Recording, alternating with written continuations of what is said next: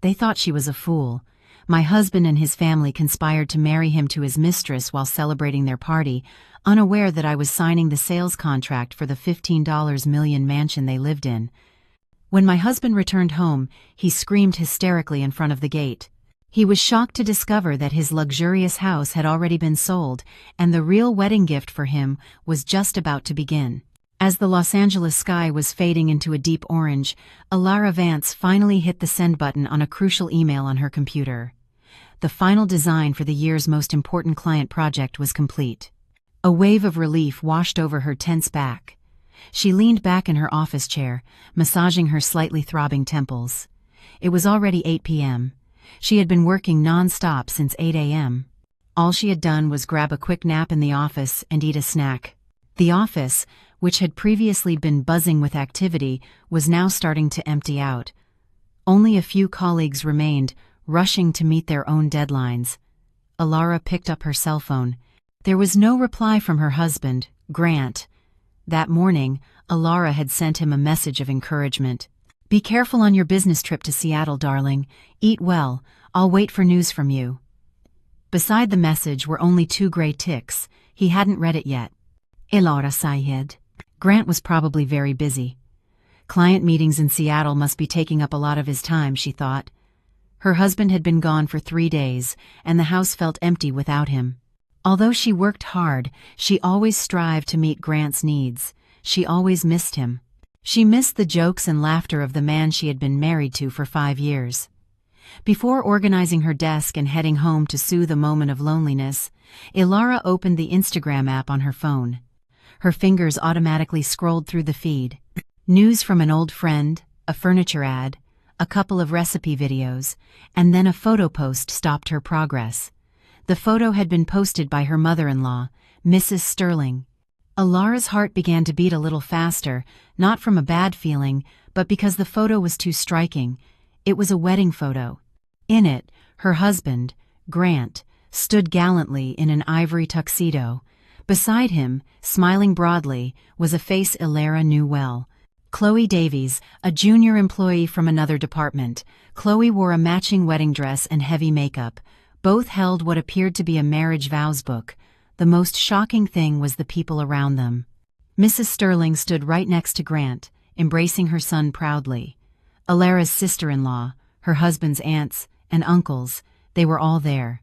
Everyone was smiling happily at the camera, posing in a space decorated with fresh flowers. Alara's hands began to tremble.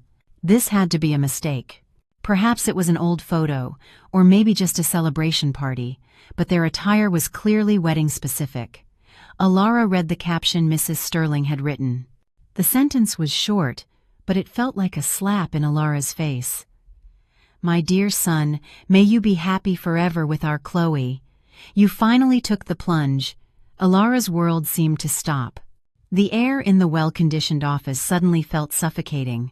The sound of her colleague's keyboard across the room sounded like a distant hum. Finally took the plunge. The word finally implied there had been a long process hidden from her. It was not a coincidence. It wasn't a sudden arranged marriage. This was something that had been brewing for a long time. With stiff fingers, Alara zoomed in on the photo. There was no doubt it was Grant, her husband, the man she had taken to the airport 3 days earlier, telling him he was going on a business trip to Seattle. The man she had sent a loving message to that very morning. She saw Grant's smile in the photo. A genuinely happy smile, a smile Alara hadn't seen in a long time when she was with him. And then Alara saw the comments. The comments cut even deeper into her heart. "Congrats, Grant. Chloe is finally part of the family," her sister-in-law wrote. "Oh, Mrs. Sterling, you finally have a new daughter-in-law who will give you grandchildren." "Congratulations," wrote one of Grant's aunts. "Congrats on the wedding, bro. Let's hear some baby news soon," added a cousin of Grant. They all knew. Her husband's entire family knew. They had all attended. They had all blessed it. They were all part of this huge lie. Alara felt nauseous. While she worked herself to the bone to pay the mortgage on their luxurious Bel Air home, to pay the installments on Grant's sports car, and even to give Mrs. Sterling a monthly allowance, they were all planning her husband's second wedding behind her back. a secret wedding. Of course, Grant would not have dared to ask her for a divorce or ask for permission to remarry, because Grant knew that most of their main assets were in Alara's name. The luxurious house in the Bel Air neighborhood, valued at $15 million, had been purchased by Alara a few years earlier, with a huge bonus she received from her company. Although Grant insisted on putting it in both their names, Alara, educated by her father to be financially savvy, insisted it be solely in her name. Grant reluctantly agreed on the condition that the latest luxury sports car model be in his name. Alara fulfilled that condition. Now all her kindness seemed foolish. All her love seemed in vain. Not only had she been betrayed by her husband, but collectively by the entire family she had respected and treated well. The pain was incredibly sharp, but strangely, no tears flowed. All that remained was a glacial coldness stemming from pure rage. Alara closed the Instagram app. She didn't need to see more. She didn't need to confirm anything. The photos and comments were enough. She took a deep breath to calm her hands, which were still trembling. She looked at her computer screen showing her sent items folder. Project completed. The client was satisfied. Her career was brilliant, but her home was shattered. She wouldn't let this drag her down. She wasn't going to be the weak woman who cries in a corner. She had worked too hard to fall apart like this. They all supported Grant's actions. They all celebrated this betrayal. Alara stood up. She would take revenge on them. All of them. At that very moment, she wouldn't wait for Grant to return from Seattle. She would act right now. With firm, mechanical movements, Alara picked up her purse. The laptop, the notepad, the wallet. The last remaining colleague, a young woman named Skylar, looked at her. "Boss, are you okay? You look terrible." Alara turned and tried to force a weak smile, but failed. "I'm fine, Skylar. Just a little tired. I'm heading out." She left the office. Her steps were decisive. In the elevator descending to the basement, her mind raced. She wasn't thinking about her broken heart. She was thinking about the steps she needed to take. Her logic, which she normally used to solve client problems, was now working at full speed to save herself. In her car, parked in the underground garage, she didn't start the engine immediately. She sat silently in the stillness. She needed one more confirmation. Not with a photo, but with a voice. She needed to hear firsthand how they would react to her. Her hand searched for Mrs. Sterling's contact. She pressed the call button. The phone rang 3 times, and then she heard Mrs. Sterling's cheerful, triumphant voice. "Well, Alara, what's up at this hour? Working late again?" Alara's voice was flat, cold, unemotional. "Yes, ma'am. Where are you now? It sounds quite loud." A small laugh was heard on the other end of the line. That laugh, which Alara used to consider affectionate, now sounded like mockery. "Oh, this? We're having a family gathering. Is there something to celebrate at home?" "A celebration?" Alara repeated. "Grant and Chloe's wedding." There was a moment of silence. Alara could imagine Mrs. Sterling was surprised she found out so quickly. But soon her mother-in-law's tone changed. There were no more lies. Only a cynical, contemptuous tone remained. "Wow, you saw our Instagram? Well, better this way. I thought you were so busy with your work that you didn't have time for social media. That way I don't have to give you explanations." Alara's chest tightened. So, it was true. "Ma'am, why? How could you all do this behind my back?" "Do this to you?" Mrs. Sterling laughed again, this time louder. "You're the one who did this to us.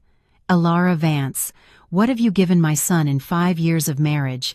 You can't even have children. You haven't been able to give this family a grandchild. Grant is the only son of our house.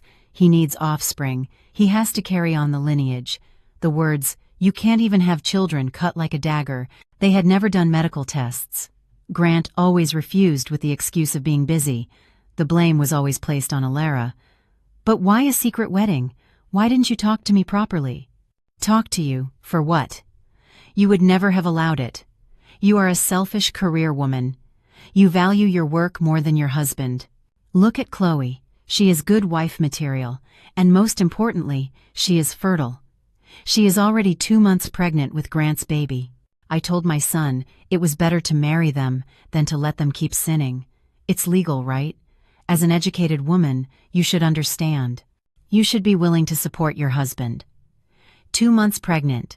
That meant this affair had been going on for months, maybe years. Grant's frequent business trips were all lies, and her mother-in-law not only knew but had planned the whole thing. "So, you planned everything?" Alara asked, almost in a whisper. "Of course," Mrs. Sterling replied proudly. "I found Chloe for Grant, a woman who knows her duties as a wife, who serves her husband and gives him children. Not a woman like you who only knows how to make money. Just give up, Alara. Accept your fate. Don't be an obstacle to my son's happiness. If you accept it meekly, you will be blessed." Click. Mrs. Sterling cut the call. Alara stared at the dark screen of her cell phone. Silence. No tears. Her anger had surpassed the threshold of pain. She felt like an idiot. All this time, she had respected Mrs. Sterling as her own mother. She sent her money every month without question. She bought her expensive gifts on her birthday. And this was the reward. She was treated as a money-making machine who couldn't have children. Fine, Alara told herself. You all supported him. You celebrated over my pain. Her head spun rapidly. The assets, that was what they were after. They thought Alara would quietly accept the situation and continue funding their luxurious lifestyle. They thought that as a good wife, she would obey. They were completely wrong. Alara changed contacts on her cell phone. This time she called her personal attorney, Mr. Reynolds, a resolute and competent middle-aged man who helped her with all the legal paperwork for her assets and businesses. "Mr. Reynolds, apologize for the hour. It's Alara. Mrs. Vance, what is going on? Has something happened?" Mr. Reynolds' voice was calm. "I need your help immediately. Tonight." Alara's voice was firm. "I want to sell my house, the house on Acacia Lane, number 1, the house I live in." On the other end of the line, Mr. Reynolds gasped in surprise. "Mrs. Vance, you mean the $15 million mansion? Why so suddenly? Is there a problem?" "There is a very urgent problem. I need to sell it tonight. I don't care if the price drops slightly. The important thing is that it is sold tonight or at the latest tomorrow morning. The money must go to a new personal account of mine. Please create a new account that is not linked to any joint accounts." Mr. Reynolds was a professional. He didn't ask any more questions about his client's personal affairs. He recognized the tone in Alara's voice. Coincidentally, Mrs. Vance, one of my clients, a real estate investor named Mr. Harrison, has been after a house in that area for a while. He made an offer a long time ago, but you rejected it. I am sure he still wants it. I will contact him right now. He is someone who likes quick transactions. All the documents are safely stored in my office. 100% in your name. Perfect, Alara said. Please take care of all the procedures. If my signature is needed, I will go to your office right now. And one more thing, counselor. Yes, tell me. Prepare the divorce papers from my husband, Grant Sterling, with the toughest possible terms, but do not file them yet. Wait for my instructions. Understood, Mrs. Vance. I will prepare everything. Drive carefully. Alara hung up. She started the car. She did not return to that $15 million house. It was no longer her home. It was just an asset that needed to be liquidated. She would stay in a hotel that night, waiting for the money to be deposited, planning her next step. She stepped on the accelerator. Her car sped through the LA traffic. In her mind, a cold and detailed revenge plan began to take shape. If they wanted a party, Alara would give them a wedding gift they would never forget in their lives. Alara did not go home that night. She drove straight to a 5-star hotel not far from Mr. Reynolds' office. She booked a suite for 3 days using her personal credit card and checked in using her maiden name. After dropping off her purse, she went straight to Mr. Reynolds' office, who had agreed to meet with her that night. The middle-aged man looked at Alara with worried but professional eyes. He didn't ask much, simply presenting her with initial documents. "This is a power of sale, Mrs. Vance. With this, I can proceed with negotiations tomorrow morning, with Mr. Harrison," Mr. Reynolds explained. Mr. Reynolds explained? Harrison was the name of the investor he had mentioned on the phone. I have already contacted him. He is very interested and has agreed to meet tomorrow morning. He doesn't like to waste time. Good, Alara said curtly. Her voice was determined. She signed the documents without hesitation. Please process it as quickly as possible, counselor. I want the transaction to close tomorrow. I will do everything possible, ma'am. Tomorrow morning, I will also have a new bank account ready in your name, completely separate from any other accounts. The draft of the divorce petition is being prepared by my team. Alara nodded. Thank you, counselor. I need to stop by the house for a moment. There are some important documents I must collect myself. Would you like me to accompany you or send someone? Mr. Reynolds offered. Alara shook her head. It's not necessary. I can do it alone. The house is still in my name. Legally, I have every right. After leaving the attorney's office, Alara drove to the house on Acacia Lane. The imposing $15 million mansion stood firm under the moonlight. It looked beautiful, but it felt cold and strange. This would be the last time she would come here. She parked her car in the garage next to Grant's luxury sports car. Grant's? Alara smiled cynically. She was the one who bought it. She used her spare key to enter. The house was dark and silent. The house cleaner had already left in the afternoon. Alara did not turn on the main light. With the light of her cell phone, she went directly to the study. This room was her domain, the place where she often worked late, earning the money that Grant and his family enjoyed. Behind a large abstract painting was a wall safe. Grant knew the safe was there, but he didn't know the combination. He thought it was their wedding anniversary. Alara had changed it 6 months ago, after Grant joked one day about wanting to borrow the house deed as collateral for a loan for a new business. That business never started. Alara entered the new number combination, her late father's birthday. The safe opened with a soft click. Inside, everything was tidy. Alara took a deep breath. This was the fruit of her hard work. She began to take them out one by one. First, the stack of documents on top. The deed to this property. She opened it. Owner, Alara Vance, a single name. She was thankful for her father's old advice. Daughter, never mix large assets with blind love. Second, the car documentation. The luxury sedan she used daily was in Alara's name. The family SUV, which her mother-in-law often used when visiting, was also in Alara's name, and the documentation for Grant's sports car. Alara gave a slight smile. Grant was very proud of that car. He showed it off to all his friends as if he had earned it through his own effort. But Alara was smart enough. The car was purchased in the name of Alara's company, as a company vehicle for her, the director. Grant was only provided the convenience of being able to use it. The documentation was safely in Alara's hands. Third, the deeds to 2 commercial properties in a newly developed business district. Both were purely Alara's investments, both in Alara's name. Fourth, a folder with reports on her stock and fund portfolio. All securities accounts were personal, opened long before she married. Their value had already multiplied enormously. She did a quick calculation in her head. Grant's salary was not small, but it was nothing compared to her income. Grant's salary was spent on his lifestyle, his golf hobby, modifying a sports car that wasn't even his, treating his friends, not to mention the monthly allowance to his mother-in-law and in-laws. Alara estimated that probably 80% or 90% of the total wealth they enjoyed together was purely due to her sweat and foresight. Legally, almost everything was in her name. Grant was too lazy, too arrogant to worry about boring administrative details. He only wanted to use, enjoy, and show off. When Alara was about to close the safe, a new blue folder in the back caught her attention. It was not one of her folders. She had never put that document there. Her hand reached out and pulled out the folder. There was no label on the front. She opened it, and her heart stopped. It was a life insurance policy. She read it slowly. Insured. Alara Vance. Sum insured, $10 million USD. Policy issue date, 3 months ago. 3 months ago was when Chloe would be certain of her pregnancy, Alara thought. And then she read the most important part, the beneficiary's name. Her heart stopped for an instant. It was written there, Chloe Davies, and below, a description, future spouse.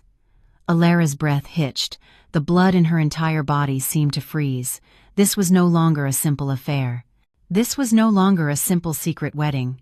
This was no longer just a matter of money. This was a murder plot. Not only did they want her fortune, they wanted her fortune and her life at the same time. If Alara died, the $10 million would be paid to Chloe, the future spouse. The secret wedding was just the beginning. Chloe's pregnancy was the catalyst. Her mother-in-law's words, "You can't even have children," suddenly took on a much more sinister meaning. Perhaps it wasn't just an insult, but a justification for why she deserved to be eliminated. Alara sank onto the cold floor of the study. The pain of betrayal had now transformed into real fear, which in turn mutated into icy fury. They wanted to kill her. The man she loved, Grant, the man who slept in the same bed as her, was planning her death with his mistress. She would not give them that chance. With hands shaking violently, Alara tucked that insurance policy into her purse. This was evidence. She got up and pulled a small duffel bag from the closet. She no longer bothered to sentimentally collect her belongings, only taking what was necessary. Her work laptop, all the asset documents she had just taken out, a few changes of practical clothes, and her personal items. Her eyes paused on a wedding photo of the two of them on the desk. Grant smiled broadly. Alara smiled very happily, innocent and full of love. She took the photo out of the frame and stared at Grant's face. This man wanted me dead. With a quick motion, she tore the photo in half. And again, and again. She threw the pieces of the photo into the wastebasket, leaving the empty frame on the desk. Alara turned off the study light and locked it. She left the house. She walked through the luxurious living room, past the modern kitchen, where she used to cook Grant's favorite dishes. She didn't look back, got into her car, closed the front door from the outside, and drove away. The $15 million house was now just a property about to change hands. And she was no longer a betrayed wife, she was a woman fighting for her life. Alara didn't sleep at all that night. She spent the night in the luxurious but quiet hotel room. She spent time meditating, searching for strength and wisdom. The life insurance policy lay on the table beside her.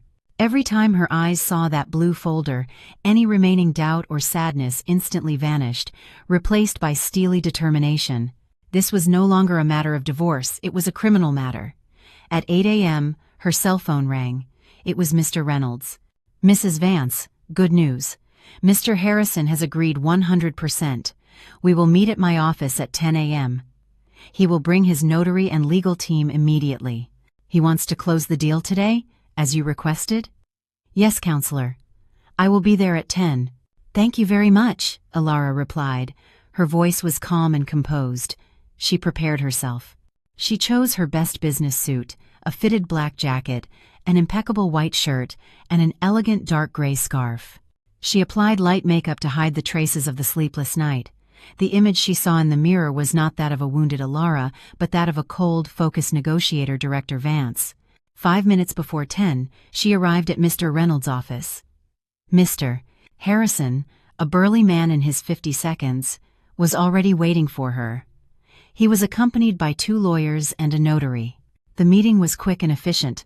"Mrs. Vance, I regret that you have to sell your home so suddenly," Mr. Harrison said in a deep, dignified voice. "But I won't beat around the bush. I have been interested in a property in that area for a long time. Mr. Reynolds told me you are in a hurry. So am I. I will not haggle over the price. $15 million USD.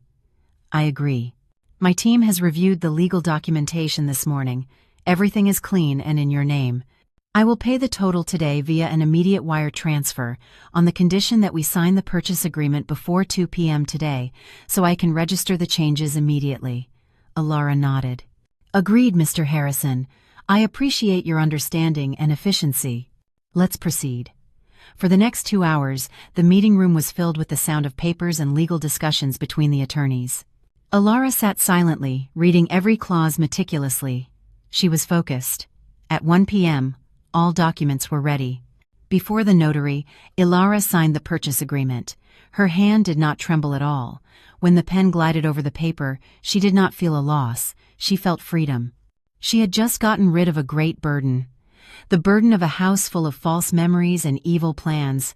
30 minutes later, they were all at a private banking center.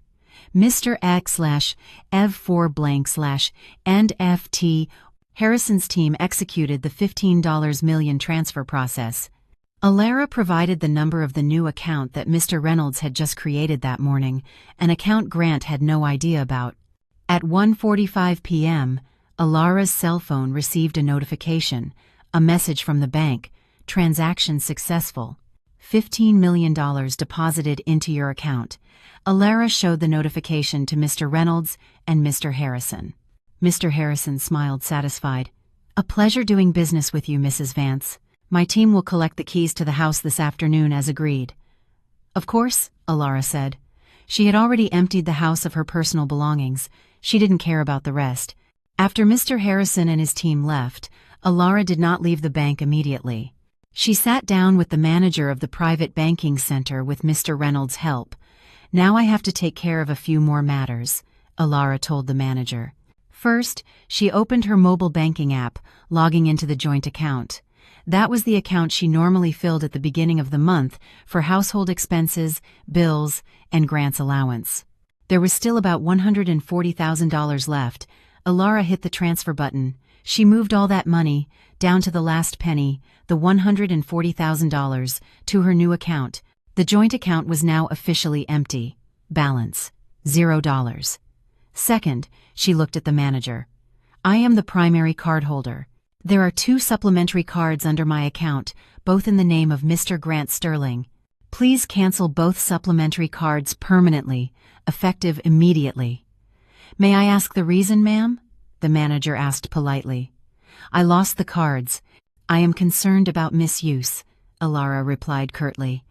The manager nodded understandingly. Understood, ma'am. I will process it right now. 5 minutes later, he confirmed. Done, ma'am. The 2 cards in Mr. Grant Sterling's name are no longer active. Perfect. Alara felt relieved. The main flow of money was cut off, the house sold, the money safe in a new account. She returned to her hotel room that afternoon. For the first time in 2 days, she felt she could breathe. She ordered a late lunch from room service. She ate slowly, savoring the delicious food. In the afternoon, she sat on the sofa, looking at the LA skyline from her high-floor room window. Her plan had worked, at least phase 1. Then, her cell phone vibrated. A text message from Grant. His profile picture was still one of them together. How ironic. The first message arrived. Honey, where are you? I called home, and you didn't answer. Alara stared at the message. He said he was on a business trip to Seattle. Such an obvious lie. A few seconds later, a second message arrived. Honey, how strange. I tried to buy you a bag at the airport, and the card was rejected. There's still a lot of limit. Is there a problem with the bank? Buying her a new bag? Alara let out a small laugh, a cold, humorless laugh. She knew that lie. At most, he was buying a bag for Chloe. Alara let the message remain unread for 10 minutes to make him a little nervous. Grant wrote again. Honey, did you read it? Why aren't you answering? Seriously, the card was rejected. It was so embarrassing. Finally, Alara replied. Her fingers danced quietly over the screen. Oh yes, perhaps the limit ran out, honey. Grant's response was immediate. It can't be. You just paid it off. Check it, please. I need it. Alara smiled. She typed her last message to that man. Come home soon, honey. I've prepared a big surprise for you. A surprise for you and for Chloe. She sent the message without waiting for a reply. She immediately blocked Grant's number. She also blocked Mrs. Sterling's number, and all the relatives of Grant she knew. There would be no more communication, only action.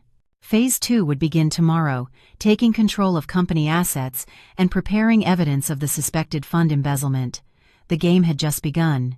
The next day, Friday morning, Alara woke up in her hotel room with a clear mind. She no longer felt like a victim. She was a strategist planning a war. After meditating at dawn and having a light breakfast, she got dressed. Today, she didn't wear the usual jacket she used to meet clients. She wore something more comfortable, but still professional. She had to go to her subsidiary office, the office where Grant worked, an office many people didn't know she owned. That company, a design and construction firm, Vance & Associates Design Build, VADB, she had intentionally founded 3 years ago. She put Grant as the director of operations, giving him a high salary and authority. That was her mistake. She wanted her husband to feel proud and successful, not to feel like he was in the shadow of Alara's success. She gave Grant a stage, but he used it to stab her in the back. Alara intentionally did not put herself as CEO of that company. Her name was in the commercial registry as the majority shareholder with 90% of the shares. But the person she named CEO was Mr. Miller, a trusted man for a long time. Mr. Miller handled the large administrative tasks, while Grant managed daily operations, and the person responsible for finances was Mr. Chen, a veteran accountant, 100% loyal to Alara. Alara did not call Mr. Chen. She decided to show up in person. Surprise was a key element. She arrived at the lobby of that modern office at 9 a.m. The young receptionist looked at her. "Good morning. How can I help you? Do you have an appointment with someone?" "I've come to see Mr. Chen. Tell him it's Alara." "Excuse me, Mrs. Alara. Does Alara Vance have an appointment?" Alara smiled slightly. "Tell him it's Alara Vance and it's urgent. He'll understand." The receptionist, looking doubtful, made the call. A few seconds later, her eyes widened. Yes, Mr. Chen. You can go straight up to the 5th floor. Mr. Chen will wait for her by the elevator." And so it was. When the elevator doors opened on the 5th floor, Mr. Chen was already there, pale and nervous. He was a very meticulous man in his late 40s. "Mrs. Vance, what are you doing here? Has something happened?" "Something very serious has happened, Mr. Chen, and I need your help," Alara said as she walked past him. "Close your office door now." Inside the financial director's neat office, Alara sat across from Mr. Chen. She didn't waste time. "Mr. Chen, excuse the unexpected visit. I need you to pull out Mr. Grant Sterling's financial data for the last 6 months, all his expenses, all his fund requests, all the invoices he has approved right now." Mr. Chen's face tightened further. He knew this was no ordinary visit. "Yes, ma'am, of course." He immediately turned to his computer. His fingers moved quickly over the keyboard. "Is there any specific type of expense you are looking for?" "All of them, from travel expenses to client entertainment, including all payments to new vendors." Mr. Chen began opening the files one by one. "Here it is, ma'am. Mr. Sterling has had quite a few trips. The trip to Seattle 3 days ago, plane tickets, 5-star hotel, client representation expenses." "One moment," Alara said. "The trip to Seattle. I want to see it in detail." Mr. Chen opened the attachments. Indeed, plane tickets, hotel invoices, all paid by the company. "Here is the report, ma'am," Mr. Chen said. Alara took out her cell phone, opened the text message conversation history with Grant, and showed the screen to Mr. Chen. "Read this, please." Mr. Chen read Grant's message from a month ago. "Honey, send me $2,000. I have an important trip to Seattle, and the company budget is tight. I think I will have to pay for it first." And then, Alara showed him the proof of the $2,000 transfer from her personal account to Grant's. "I made the transfer," Alara said coldly. "And this? The company also paid for." "What is this, Mr. Chen?" Mr. Chen swallowed hard. This is double billing, embezzlement, ma'am." "This is just the beginning," Alara said. "Keep looking for vendors, new vendors with large irregular payments." Mr. Chen scrolled across the screen. He stopped at a name. "Here it is, ma'am. Sun Design Consulting LLC. Payments for design consulting services." The strange thing is that this has only happened in the last 6 months, but the payments are very large. Every month, Mr. Sterling requested 2 transfers, each between $25,000 and $40,000. The total, my goodness, the total is already $450,000, ma'am. "Who is the owner of that company and the work reports? Is there a contract?" Mr. Chen looked confused. "That's the problem, ma'am. Mr. Sterling always said it was a special vendor, that he managed the contract directly. Payments were always requested suddenly, and after he signed the approval, he asked me to make the transfer immediately. He said it was for a secret project. A secret project, Alara scoffed. She immediately called her lawyer, Mr. Reynolds. Counselor, I need you to verify a company name. Sun Design Consulting LLC. I will send you the tax registration number. I need the owner's name immediately. R. While waiting for Mr. Reynolds' call, Alara told Mr. Chen, look more at entertainment expenses, client entertainment. Mr. Chen opened Grant's corporate card data. The charges had skyrocketed: luxury restaurants, designer boutiques, and a jewelry store. Here it is, ma'am. Purchase of a diamond necklace, $5,000. The description says, gift for client X's wife. Alara laughed, a very bitter laugh. She remembered that 3 months ago, Grant came home complaining about how difficult it was to win over client X. Alara never received a diamond necklace. Alara's cell phone rang. It was Mr. Reynolds. I found the data, Mrs. Vance. Sun Design Consulting LLC was registered 3 months ago. The address is an empty lot. It appears to be a shell company address. And the owner and director is Chloe Davies. Chloe? Alara whispered. Correct, ma'am. Chloe Davies. The company's bank account is also in her name. Alara hung up. She looked at Mr. Chen. Mr. Chen, that $450,000 went to my husband's mistress's personal account. Mr. Chen was horrified, his face flushed with anger. He felt tricked. The audacity! He completely fooled me. You are not the only one. Me too, Alara said. Now, let's do the math. $450,000 for Chloe. Double billing for trips. Let's estimate $60,000 over 6 months. Personal purchases with the corporate card, $5,000. The total is over $515,000. That's outright company fund embezzlement. Alara stood up. Mr. Chen, print all this evidence. Proof of transfers, fake invoices from Sun Design Consulting LLC, copies of corporate card statements, and the company registration data in Chloe Davies' name. I want a complete, thick dossier. Yes, ma'am, I will prepare it immediately, Mr. Chen said. His movements were agile. One more thing, Alara added. Does Miss Chloe Davies work here? Mr. Chen nodded. Yes, ma'am, she's in the marketing department. She joined 6 months ago. She was personally hired by Mr. Sterling. It fits perfectly, Alara said. Prepare termination letters for Mr. Grant Sterling and Miss Chloe Davies. Right now. The reason for termination will be disciplinary dismissal for company fund embezzlement and severe violation of company ethics. Understood, Mrs. Vance. You will have them on your desk before lunchtime. An hour later, Alara left that office. She did not return to the hotel. She went to Mr. Reynolds' office. In her hands, she carried a thick dossier with all the evidence of the fund embezzlement. She handed the dossier to the lawyer. Here it is, Alara said. The wrapping for the wedding gift is ready. This is criminal evidence. I don't want a simple divorce. I want them prosecuted. Mr. Reynolds took the dossier and quickly skimmed through it. His eyes widened. This is incredible, Mrs. Vance. This is not a simple civil case. This is a clear criminal case. Misappropriation. The penalties are severe. I know, Alara said. Now we just have to wait for the mouse to come home. That night, Alara sent a brief message to the house's new owner, Mr. Harrison. Mr. Harrison, good evening. For your information, an unwanted guest is likely to show up at the house tomorrow. He does not know the house has been sold. Please instruct security staff not to let him in. He no longer has any rights. Mr. Harrison replied quickly. I'll take care of it, Mrs. Vance, don't worry. Alara put down her cell phone. She had sold the house, secured the $15 million, blocked the credit cards, and compiled evidence of a crime worth over $500,000.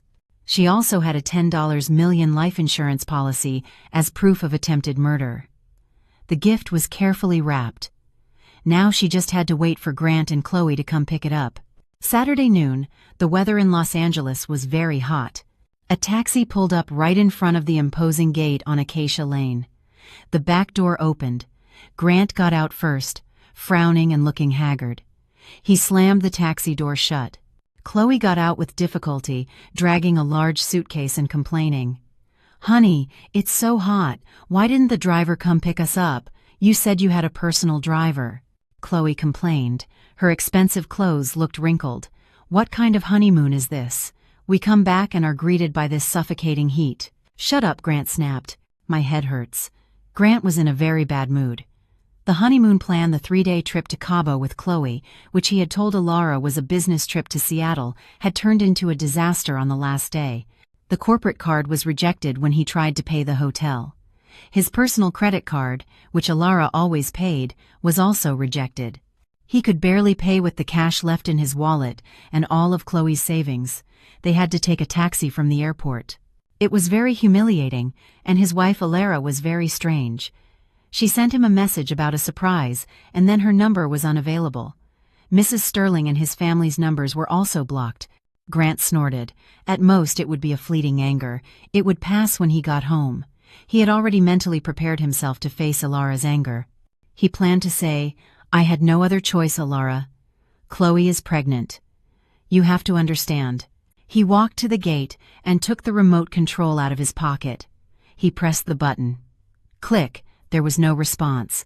The gate remained firmly closed. He pressed it again several times. Still no response. "Shit, the remote is broken," Grant cursed. He kicked the iron fence. "Security! Open the gate!" Chloe shouted. She sheltered from the heat under the shade of a small tree, fanning her face. "Honey, why is it taking so long? I don't want to wait out here. People are looking at us. How embarrassing." Grant headed to the security booth but was surprised. The man on duty was not Mr. Lopez, whom he usually gave orders to. This was a new man, sturdily built and with an expressionless face. "Open the gate. The remote is broken," Grant ordered with an arrogant tone. The guard stood up. "Excuse me, sir. Who are you looking for?" Grant stared at him. "Who am I looking for? This is my house. Are you the new guard? Open the gate." "Excuse me, sir," the guard repeated. His voice was firm. "This house is owned by Mr. Harrison. The handover was completed yesterday. You are not on the visitor list." Grant's blood ran cold. "Mr. Harrison? Who is Mr. Harrison?" "This is my house, Grant Sterling and Alara Vance's house. Don't mess with me." "I'm just following orders, sir." This house was sold by the previous owner, Mrs. Alara Vance. The owner is now Mr. Harrison. "Please leave before I have to call the police." "Sold?" Grant's voice went up an octave. "Impossible. That's a lie. Alara wouldn't sell this house without my permission." "Honey!" Hearing that, Chloe immediately ran to him. She dropped the suitcase. "What do you mean it's sold, honey? This is our house, right? You said it was your house." Grant panicked, hitting the fence with his hands.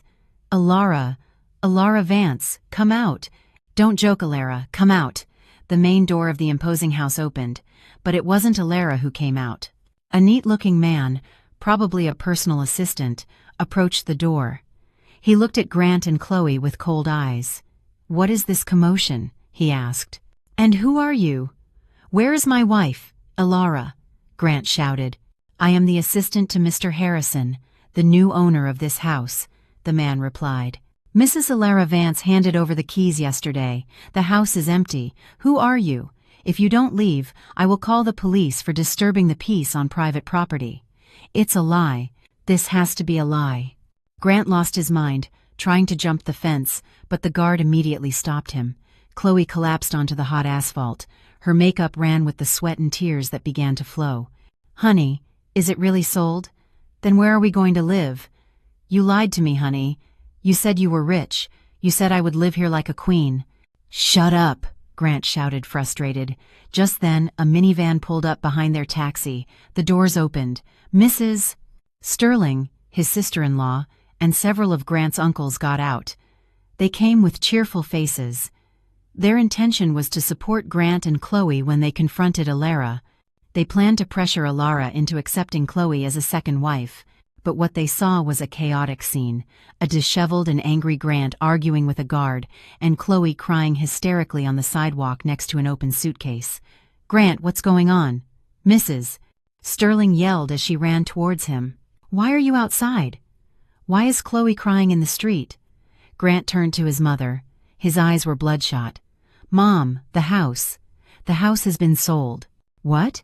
Mrs. Sterling screamed. "Sold? Impossible. Who sold it?" "Alara. Who else?" Grant wailed. "That woman sold the house behind our backs." Mrs. Sterling's face, which until a moment ago was triumphant, turned instantly pale. "Sold? The $15 million house? How? Wasn't it in both your names?" "I don't know, Mom. I don't know."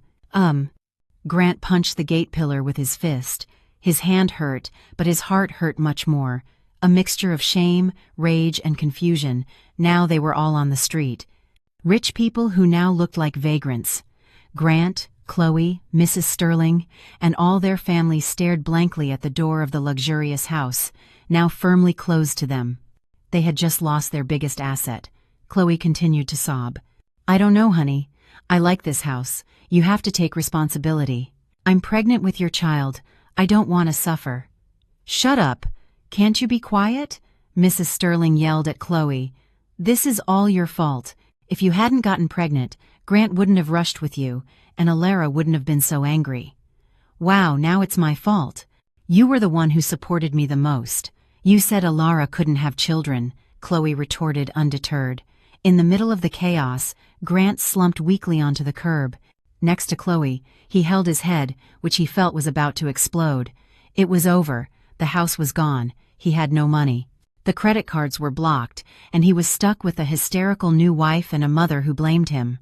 He didn't know this was only the beginning of his nightmare. Hysteria was an understatement to describe the scene that unfolded that afternoon in front of No. 1 Acacia Lane. Mrs. Sterling, who had arrived with a chest full of victory, was now slumped on the hot curb. Her face was pale, and her mouth mumbled something. "It's gone. Everything is gone. The $15 million house." Chloe, for her part, went from pathetic crying to fury, getting up and kicking Grant's suitcase. "Scammer, you said you were rich. You said I would live like a queen. And what is this? We are thrown out of the house. You don't even have a home, honey. You lied to me." "Don't you dare shut up," Mrs. Sterling shouted. She suddenly regained her strength, stood up, and pointed at Chloe's face. "This is all your fault, shameless woman. If you hadn't seduced my son, Alara wouldn't have been so angry. You brought disgrace." "Why is it my fault?" Chloe shouted back, no longer caring about her image. "You were the most excited to marry me to Grant. You said Alara couldn't have children. You said I was the ideal daughter-in-law because I was fertile, and now you blame me. You are the same, a gold digger. You insolent woman. Grant, defend me." Chloe pulled at Grant's sleeve, but Grant didn't react. He was paralyzed, staring at the closed gate. His mind raced at 1,000 miles per hour. Alara had sold the house. It was a fact. He couldn't get in. The guard and the assistant looked very serious. He had to leave there. How embarrassing. He saw some neighbors' cars slowing down as they passed. The passengers looked curiously. This was humiliating. He, known as a successful young executive, was now on the street, like a vagrant, surrounded by a hysterical new wife and an angry mother.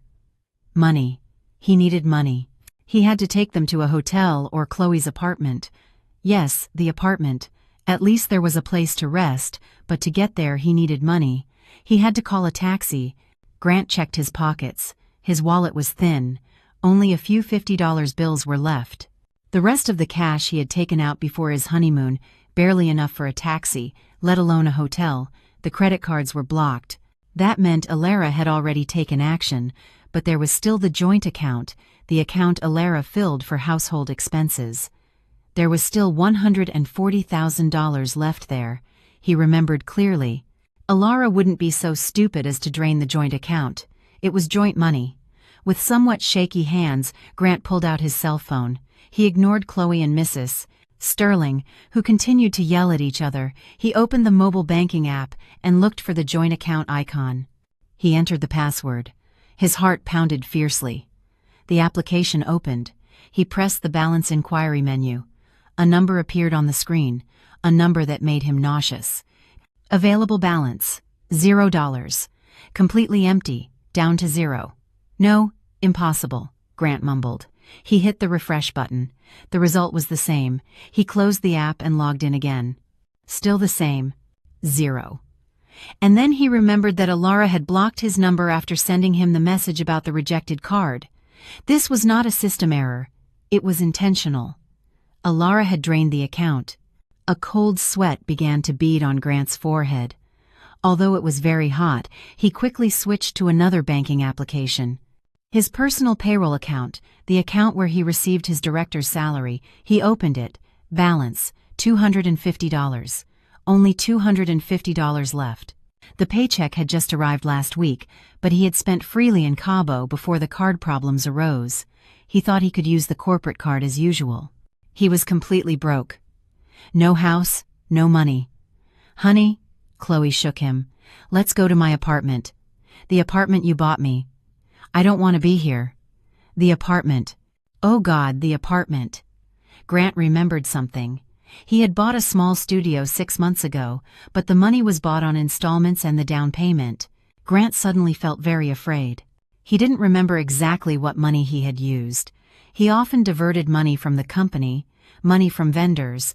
He was sure Alara didn't know. Yes, let's go to the apartment, Grant said hoarsely. He had to calm the situation. He had to call a taxi. He opened the application. Just as he was about to press the call button, a motorcycle stopped in front of them. A delivery driver in a green jacket got off, carrying a large, very well-wrapped box. Silver metallic foil with a large, very elegant black satin ribbon. "Excuse me, a package for Mr. Grant Sterling and Miss Chloe Davies?" the delivery driver asked, reading the label on the box. Grant, Chloe, and Mrs. Sterling turned around at the same time. They fell silent. "Miss Chloe Davies," the delivery driver repeated. "Yes, that's me," Chloe replied hesitantly. She stepped forward. "Yes, correct. Mr. Grant Sterling and Miss Chloe Davies. The address is here, Acacia Lane number 1. Please sign here." The delivery driver handed her his mobile device. Grant signed, paralyzed. The delivery driver handed him the large box, which weighed quite a bit, and immediately left. Now the three of them, along with the rest of the family, were on the curb looking at the luxurious gift box. "Whose is it?" asked the sister-in-law, who had been silent until now. Chloe saw a small card tied to the ribbon. She took it. There was very elegant calligraphy. Alara's calligraphy. "What does it contain?" Mrs. Sterling asked suspiciously. "It won't be garbage or a bomb, will it?" "I don't think so, Mom," Grant said. But his heart was also uneasy. Chloe read aloud what was written on the card. Her voice trembled slightly. "Congratulations on your wedding. Your first wedding gift. Open it. A gift from Alara." After everything that had happened, this felt very wrong. "Maybe it's an apology," Chloe blurted out. Her eyes suddenly shone. "Maybe there's jewelry or a check. She realized she made a mistake selling the house and is giving us compensation." "Open it," Mrs. Sterling ordered. Her greed overcame her suspicion. With still trembling hands, Grant placed the box on the suitcase, pulled the black satin ribbon, which gently untied, and tore the expensive silver paper. Inside was a very sturdy black box, unbranded, just a simple black box. Grant's heart pounded very fast. This was the calm before the storm. He could feel it. He lifted the lid of the box. Inside was not what Chloe expected. There was no jewelry, no stacks of bills, no checks, only a soft black satin fabric. On the fabric were 2 thick, officially sealed white envelopes. The paper was rigid and expensive.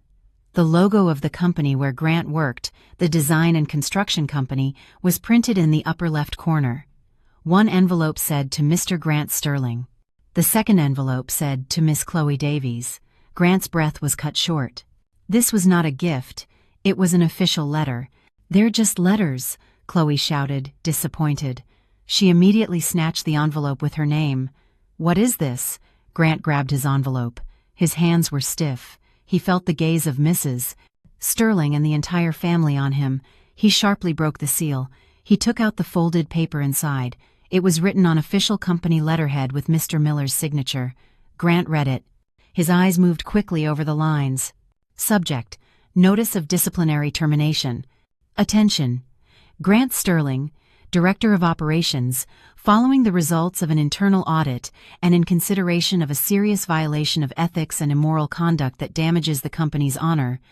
Grant felt his heart shrink.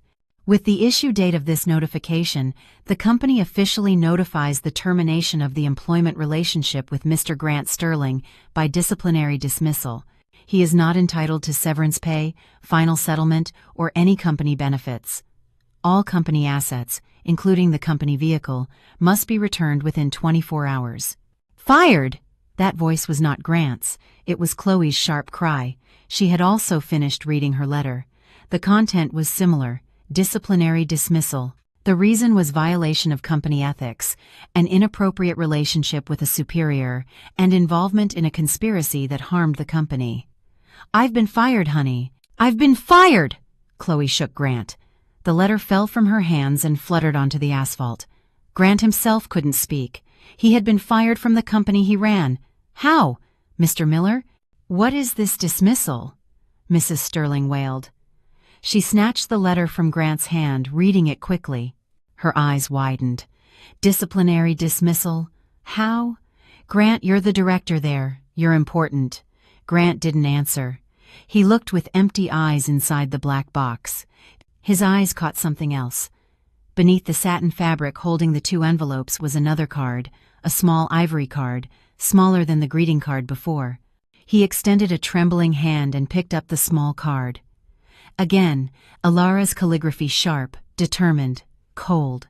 He read it in his mind first. "Oh, and by the way, Grant, that company is mine. I own 90% of the shares. Mr. Miller was just following my orders. You just got fired from my property." Grant staggered. He leaned on the cold pillar of the gate, the pillar of a house that was no longer his. The company was Alara's. 90%. He knew Alara had invested. He knew she had founded it. But Alara never interfered. Alara gave him freedom. He thought Alara was a passive, foolish investor. He thought the company was his to control. He was wrong. Terribly wrong. Alara was the absolute owner. He was just an employee who had just been fired. "Grant, what does this mean?" Mrs. Sterling clearly saw the change in Grant's expression. Grant couldn't take it anymore. He read the sentence on the card aloud. His voice trembled, a mixture of rage and immense fear. "Oh, and by the way, Grant, that company is mine. I own 90% of the shares. You just got fired from my property." For 5 seconds there was complete silence on that curb. Even Chloe stopped crying. And then Grant continued reading the last line of the card. "But don't worry, the real main gift hasn't arrived yet." Thud. That was the sound of Mrs. Sterling's body hitting the sidewalk. She had fainted, eyes closed, face pale as a corpse. The sister-in-law and uncles panicked. "Mom! Mom, wake up!" They tried to wake her up by patting her cheeks. Chloe didn't care about her mother-in-law. She looked at Grant with terrified eyes. "It's Alara's. The company is Alara's. So, then your salary, your car, everything came from her?" Grant didn't respond. He crumpled the card in his hand. "You never had anything," Chloe yelled again. Her voice was now broken. "You were poor, jobless, homeless. You're a scammer."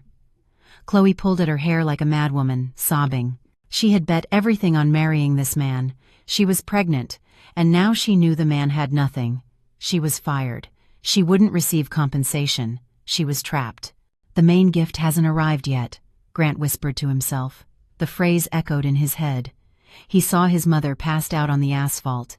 He saw his hysterical new wife. He saw the rest of his family looking at him with confusion and fear. The $15 million house was gone. The $140,000 from the joint account was gone. The credit cards blocked.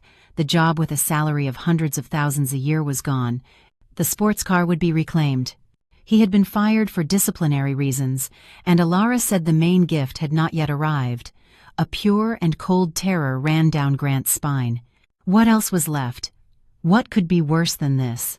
The chaos on the sidewalk reached its peak. Mrs. Sterling, who had regained consciousness and was sitting on the hot curb, was slumped. Her face was pale, and her mouth mumbled something. "It's gone. Everything is gone. The $15 million house." Chloe, for her part, had moved from hysterical crying to a desperate wail. Her hair, once perfectly styled, was now messy, and her completely smudged makeup revealed a swollen face full of hatred. She repeatedly hit Grant's chest. "Scammer! Scammer! You said you would give me a good life. You said you would make me a lady. It turns out you're poor. You have nothing. I'm pregnant, Grant. I'm pregnant. What are we going to do now?" Grant himself was like a statue. His mind was blank. The words on the small card, "That company is mine, and the main gift hasn't arrived yet," repeated in his head like a broken record. He had lost everything in a matter of hours. House, money, job, car, pride. He had miscalculated. He had underestimated Alara. He thought Alara was a submissive, foolish, docile woman who would accept her fate in silence. He never imagined Alara was the lioness quietly controlling his entire life. "The main gift hasn't arrived yet," he whispered. What else could it be? What could be worse than being completely ruined in front of his whole family? As if answering his question, the sound of a siren was heard in the distance. It wasn't an ambulance for Mrs. Sterling. The sound was different. 2 police patrol cars, blue and white, turned onto Acacia Lane and slowed down in front of their small group. The silent spinning lights added a surreal touch to the hot afternoon. The doors of the cars opened, and 4 uniformed officers got out. 2 stayed by the cars, while the other 2, a tall, imposing veteran and a younger officer with a dossier, approached them. Grant's whole family, including Chloe, instantly fell silent. Only Chloe's sobs could be heard. The veteran officer scanned the group with a piercing gaze. His sight stopped at Grant, and then at Chloe. He compared their faces with a photo in the dossier held by his partner. "Good afternoon," the veteran officer said. His voice was deep and firm. "Are you Grant Sterling and Chloe Davies?" Grant swallowed hard. His tongue felt stuck. Yes, I am. I am Grant Sterling. What is going on?" "Yes." Chloe tightly grasped Grant's arm. Her body trembled violently. "Honey, why are the police here?" she whispered, terrified. The officer ignored Chloe's question. He continued, "We are the police. We have received a complaint and strong initial evidence of company fund embezzlement and fraud." Grant's heart seemed to drop into his stomach. "Embezzlement? Embezzlement, officer?" Grant tried to laugh, but what came out was a strange, broken sound. "You have the wrong person. This has to be a misunderstanding. I am the director of my company. It's impossible for me to have embezzled funds." "The charges are specific," the young officer said, opening the dossier. "You are accused of embezzling $515,000 from Vance Associates Design, billed through a shell company called Sun Design Consulting LLC, double billing travel expenses, and abusing the corporate card for personal gain." Grant went pale. The amount was exact. The company name was mentioned. "This is not a threat, it's a slander, people," Grant shouted. His voice was now sharp with panic. "It must be a false report. It's my wife's doing. She's trying to set me up." "Can you explain all that at the station?" the veteran officer said curtly. "Now both of you must accompany us for further investigation." "No, I don't want to," Chloe shouted. "I'm pregnant, officer. I didn't know anything. I just signed what Grant told me. He handled everything. I'm a victim." "Chloe, shut up," Grant snapped. Just then, another black luxury sedan, not Alara's usual car, gently pulled up behind the police cars. The back door opened. Alara got out. She looked very different. There was no expression of sadness, anger, or panic. She was calm, cold, and very dignified. She wore a beige silk blouse, dress pants, and a matching scarf. Large black sunglasses covered her eyes, adding an air of inaccessibility. She was not alone. Behind her stepped out her lawyer, Mr. Reynolds, carrying a small briefcase. Grant stared at Alara with wide eyes. "Alara, you reported me," he shouted. "How could you? Are you going to send your husband to jail?" Alara slowly approached them, stopped in front of the officers, and took off her sunglasses, revealing clear but icy eyes. She looked at Grant. "Husband," she said. Her voice was clear and audible to everyone. "Which husband?" The husband who held a secret wedding with his mistress? The husband who paid for that illegal wedding with stolen money? Or the husband who planned to murder his wife for a $10 million insurance policy? Each word was a blow. Grant froze. Mrs. Sterling, who had just regained consciousness and was sitting on the curb, gasped when she heard about the $10 million insurance policy. Alara was no longer looking at Grant. She addressed the veteran officer. "Good afternoon, Inspector. I am Alara Vance. I am the 90% shareholder of Vance Associates Design Build. I am the complainant." Mr. Reynolds stepped forward and handed the briefcase to the officer. "Inspector, inside here is all the complete evidence. Proof of transfers to the Sun Design Consulting LLC account, the company registration in Chloe Davies' name, the fake invoices signed by Mr. Sterling, evidence of double billing trips, and copies of corporate card statements that include personal purchases. We have audited everything." The officer took the briefcase and opened it briefly. He saw the stacks of neat documents. He nodded. "This is more than enough. Take them away." "No," Grant struggled. He realized it was the end. "Alara, don't do this. I made a mistake. I'm sorry, Alara. Give me a chance. Don't send me to jail." "A chance?" Alara laughed, a humorless laugh. "Your chance ended, Grant. When you cheated on me, when you conspired with your mother, and when you signed that life insurance policy in my name." And then Alara looked at Chloe, who was now crying silently. Her body trembled violently. "And you, Miss Chloe Davies, enjoyed the stolen money, set up a shell company in your name, and became the beneficiary of a $10 million insurance policy. Your pregnancy will not save you from justice." The other two officers advanced. One grabbed Grant's arm, the other Chloe's. "Let go of me," Grant resisted. His fear had now turned into blind rage. He broke free and lunged at Alara. "This is all your fault, you bitch. If I can't have you, no one will." His movement was fast, but the police's was faster. Before Grant could touch Alara, he was subdued. His arms were twisted behind his back. Mr. Reynolds quickly pulled Alara away. "Restrain him," the veteran officer shouted. "Let go of me. I'll kill her," Grant screamed. An officer pulled out handcuffs. Click. Grant's hands were now cuffed behind his back. Alara looked at her now helpless ex-husband. Her face remained calm. She said to the officer, "Inspector, please note it down.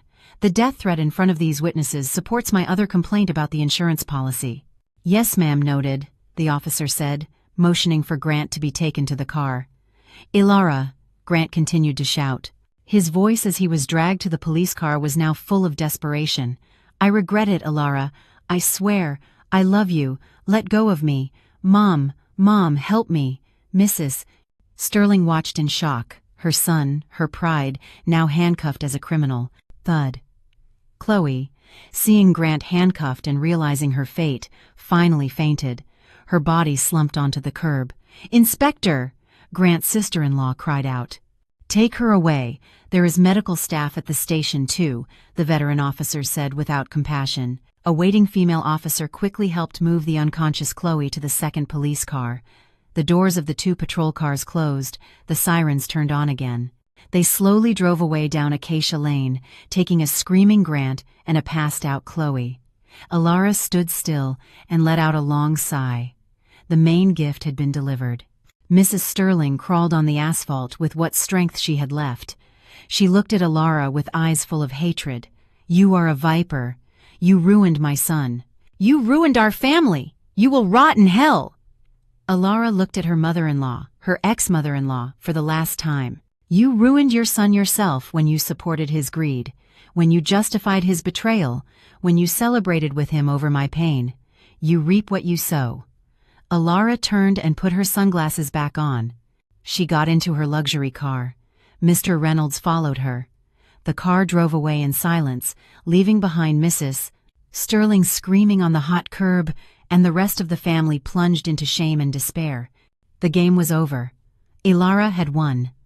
The legal process was swift and unforgiving. The evidence presented by Alara was too solid to be refuted. The documents prepared by Mr. Reynolds and Mr. Reynolds quote, and Mr. Reynolds quoting, Chen were so clean that they clearly showed the digital trail and the flow of funds. The $515,000 embezzlement was proven beyond a doubt. Grant tried to shirk responsibility, blaming Chloe, saying he had been framed. He claimed Chloe seduced him and managed the finances of Sun Design Consulting LLC, but his claims were refuted by his signature on all the fake invoices and fund requests. Chloe, for her part, tried to use her pregnancy to gain sympathy. She claimed to be a victim coerced by Grant to sign documents she did not understand. But the Sun Design Consulting LLC bank account with hundreds of thousands of dollars was in her name, and she was proven to have withdrawn money from that account for luxury shopping. After a tedious trial, the judge delivered his verdict. Justice was served. Grant was found guilty as the principal perpetrator of misappropriation and fraud. He was sentenced to 5 years in federal prison. The death threat shouted in front of the police, and the $10 million life insurance policy in Alara's name were aggravating factors. The judge considered him a dangerous person with premeditated malice. Chloe was also found guilty. Her role as an accomplice who enjoyed the benefits of the crime was proven. She was sentenced to 3 years in prison. Her pregnancy did not exempt her. It only ensured that she would give birth in prison medical facilities. The karma did not stop there. Mrs. Sterling was the most miserable. Her only son, her pride, was now an inmate. She lost her main source of income. Relatives who previously flattered her now avoided her. They were ashamed and did not want to be involved in the family's disgrace. As rumors about the case spread through the neighborhood, Mrs. Sterling did not dare to leave home. To pay the expensive lawyer fees for Grant, who ultimately lost the case, she had to sell her own house. Because she urgently needed the money, she sold it at a very low price. Within a year, Mrs. Sterling was ruined. She had to move to a rented room in a narrow alley. She lived alone, full of regret and hatred. Chloe gave birth to a son in the prison hospital. According to procedure, the baby could only be with her for a short time before being handed over to social services, as even Chloe's family refused to care for him. They were ashamed and had erased Chloe's name from their family record. Chloe's dream of living a life of wealth ended behind bars, separated from her child and penniless. Grant in jail became an irritable and taciturn person. He had lost everything. His attractive face was gone, replaced by an empty stare. He regretted not betraying Alara, but being stupid, careless, and getting caught, and Alara officially divorced while her husband was under investigation. The court accepted her petition very easily, given the evidence of adultery and criminal activity. With the $15 million from the house sale, plus all her other personal assets, Alara began a new life. She no longer wanted to be linked to the construction company that reminded her of the betrayal. She sold Vance Associates Design Build to Mr. Miller and other investors. Alara decided to use her power for something greater. 2 years later, in the ballroom of a luxurious hotel in Los Angeles, Alara was on stage. She was elegant and radiant. A sky blue scarf perfectly matched her outfit. She no longer looked cold. Her eyes now shone with warmth and confidence. She was speaking to hundreds of guests at the official launch of the Alara Vance Light Foundation. "Betrayal is poison," she said. Her voice was calm and resonant.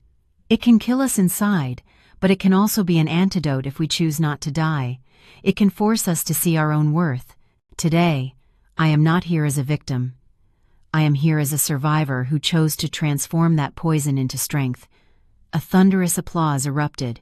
The Alara Vance Light Foundation was a non-profit organization she founded, financed entirely with her personal wealth.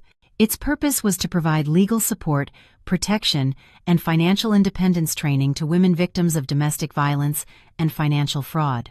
After the event, her former colleague Skylar, who had become her personal assistant, approached her with a tablet. "Ma'am, the event was a huge success. Many sponsors have signed up immediately. Oh, and there was a small piece of news earlier." "What news?" Alara asked, accepting a cup of hot tea. "Mrs. Sterling has been evicted for non-payment of rent. I heard she is now living with distant relatives, treated as a servant," Skylar reported dryly.